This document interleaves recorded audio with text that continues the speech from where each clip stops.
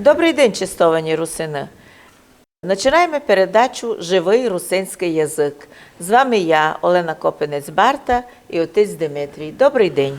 Добрий день, дай Боже, всім нашим русинам і русинкам. Русини празднують торжество православ'я від Кирила і Мефодія. От 860-х років, а Київська Русь почала лим у 11 віці. Чому? Ми отримали русини на 125 років скорше крещення і просвіщення християнством в формі восточного православ'я, восточного обряду.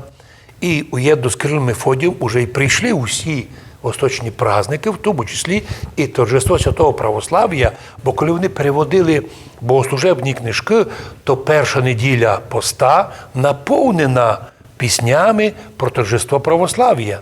І ясно, що наші предки-русини вже празднували торжество православ'я у самому началі Великого поста. А от на Київську Русь, бо перших на 120 років пізніше прийшло християнство, да ще й зразу не оформилося воно в тій традиції, яку ми мали то у часи Кирила Мефодія.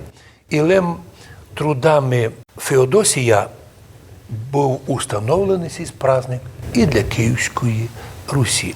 Но 200 років різниця, вона вже велика, але по факту ми кажемо, що і Київська Русь, а затім і вся восточна цивілізація православна прийняли Кирило-Мефодіївську традицію і донині святкують в'єдно і торжественно торжество святого православ'я.